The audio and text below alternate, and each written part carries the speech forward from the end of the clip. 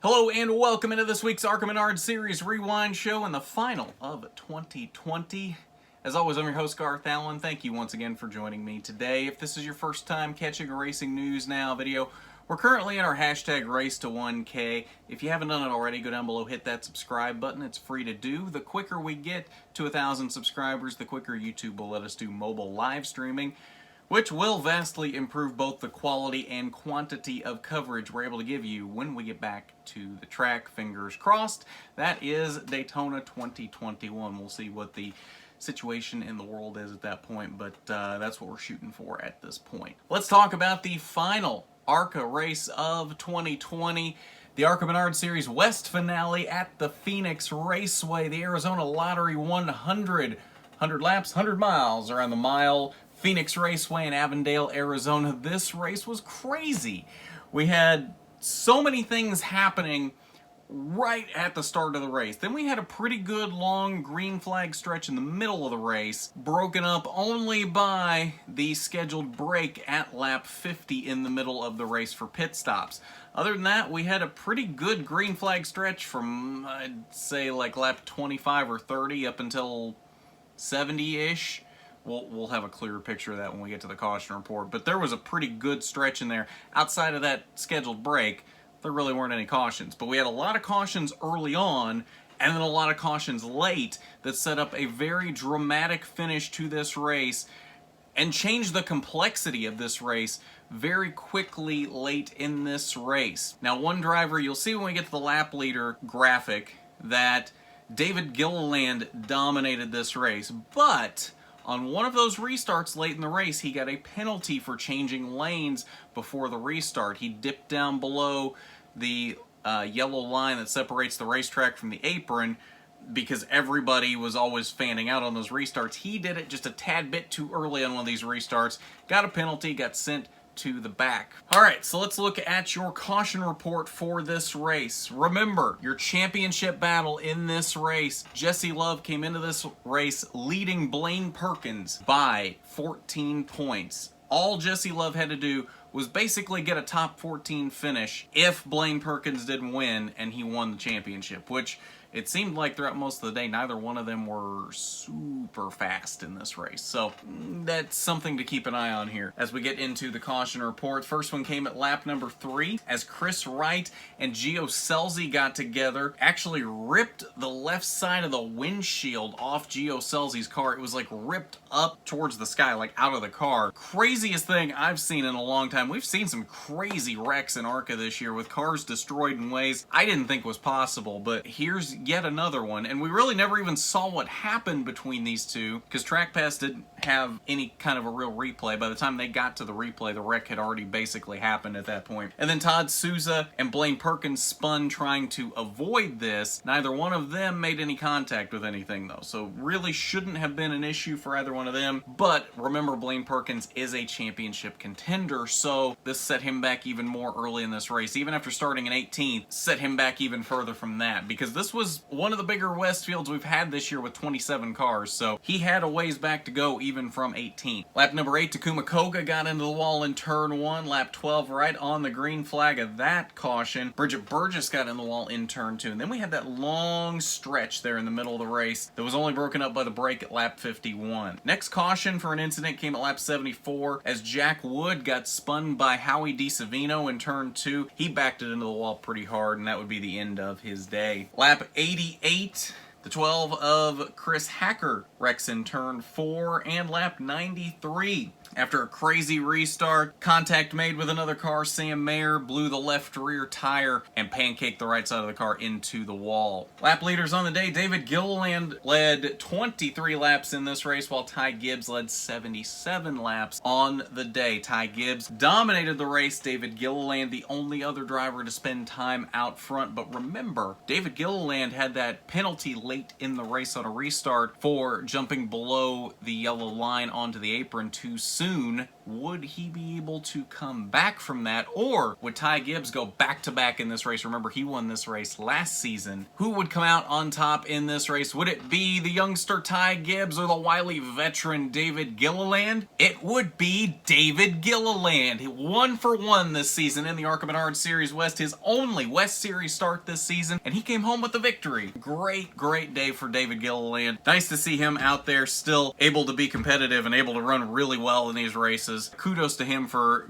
going out there and showing these young kids what a good drive looks like. Ty Gibbs did come home in the second position with Taylor Gray in third. Todd Gilliland, David's son, came home in the fourth position with Drew Dollar rounding out the top 5. Rest of your top 10, the return of Justin Lofton after many years at this point. We got all kinds of names coming out of the woodwork in this race. He came home in 6th position. Trevor Huddleston, the highest finishing West Series driver in this race, came home in 7th. Corey Heim, after battling for the lead late, got into the wall. He came home in the 8th position. Gracie Trotter in 9th, and Keith Rocco in the Venturini number 25 with a top 10 finish in 10th. You might know that name, Keith Rocco, from modified races. 11th through 20th, Alex Sedgwick, the Brit, making his first American start in a Bill McAnally Racing number 12 car. He came home in the 13th position. You see Jesse Love here in the 14th position, and if you scroll down that page here, we haven't seen Blaine Perkins yet. What does that tell you? That tells you Jesse Love won the 2020 ARCA Series West Championship. We'll talk more about that when we get to the point standings, but I figured I'd mention it here as it's probably pretty obvious at this point if he came in with a 14-point lead. Chris Wright, after his incident early with Gio Selzy, came home in 18th. Final page 21st through 27th. Sam Mayer, after his flat left rear that put him in the wall late, came home in 21st. Jack Wood, 24th. His final race in that 78 car, I would presume, now that he has a full-time ride with GMS in the ARCA Series East next season. Looking forward to what he can do as he's put together a lot of good runs this season in a car that I would assume is not quite up to snuff compared to the cars he's racing around. In fact, most of this race, he and Trevor Huddleston were the only West Series drivers in the top 10 most of the day today. Of course, we saw Gracie Trotter ended up with a top 10 at the end of the day, but really it was Trevor Huddleston and Jack Wood were really holding the banner for West Series drivers most of this day. So kudos to Jack Wood in that 78 car. He ran a phenomenal race today, even if it was cut short early. Blaine Perkins, his championship hopes were dashed on lap 67 when he had some engine issues and had to bring it behind the wall. Unfortunately, was not able to compete for that championship like he would have liked to. It just seemed like he was having issues like that all day. Of course, started 18th, never really found any kind of speed in that combined practice qualifying session, and really was never competitive in this race at all. Of course, spun on lap 2, avoiding that first wreck of the race. Made his way back up through the field a little bit, but I think the highest he made it was only like 15th or 16th before these engine issues finally sidelined him. It just was not a competitive day for him, and unfortunately was not able to put together the run that he would have liked to really compete for that championship. Zane Smith had some speed early in the 17 car for Steve McGowan, but unfortunately had to park it on lap 22. And then, of course, Gio Selzy down here out on lap 1 from his windshield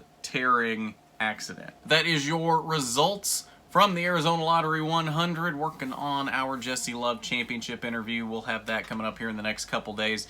Not sure exactly when yet, but you will definitely see it. Make sure your notifications are turned on and you're subscribed so you know exactly when that happens.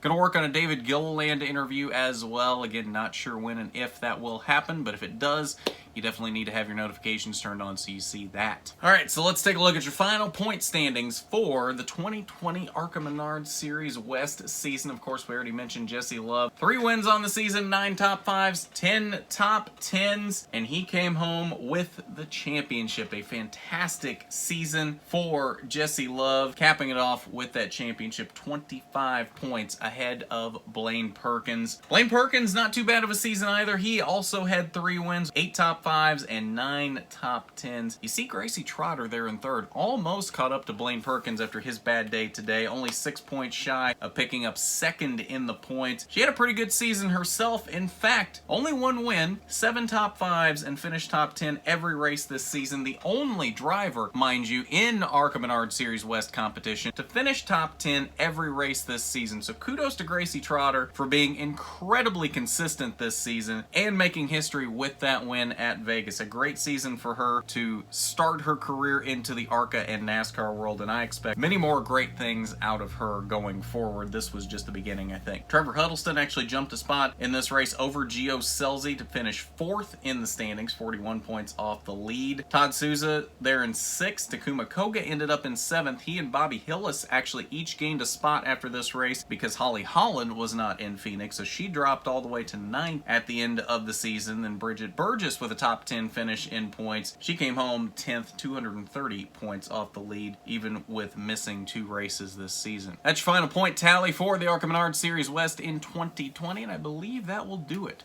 for this final ARCA Rewind show of 2020. A little bittersweet to have to end this at this point, as we were really doing some great things with this show this season, I think. But of course, it will be back next year, better than ever, when we get to Daytona. Hopefully we will be in Daytona. Like I said at the beginning, it just depends what the whole world situation looks like at that point. But the plan is right now to be in Daytona and assumably New Smyrna, as long as that's still the East opener next year on the same weekend as Daytona. That's what it has been the last few years. So as long as that is still a thing, the plan is to be at both of those to start the season, as we have been the last couple years. We'll see how that works out, but that is the plan. We need to get to 1,000 subscribers before then, because you will want to see those live streams from the track at Daytona.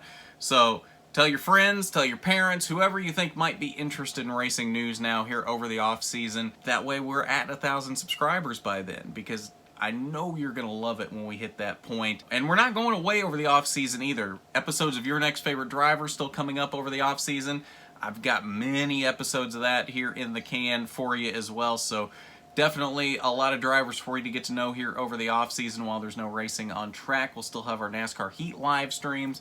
May even throw another live stream in there. I'm not sure yet, but I've got an idea of something that we might be able to do over the off-season. So keep an eye out for that. Definitely some things to look forward to, and then maybe random videos as well, like the video that we did this week on how to fix the NASCAR playoffs.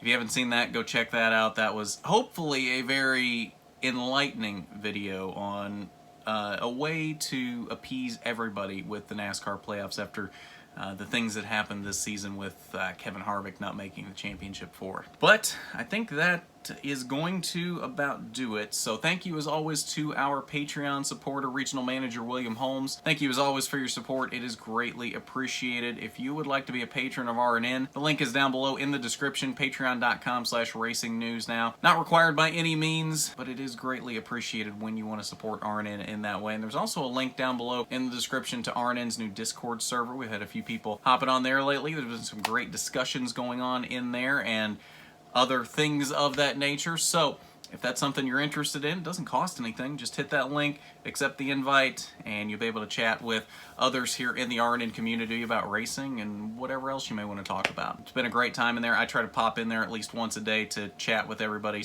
But I think that's going to about do it for this final ARCA Menard Series Rewind show of 2020. As always, I'm Garth Allen for Racing News Now.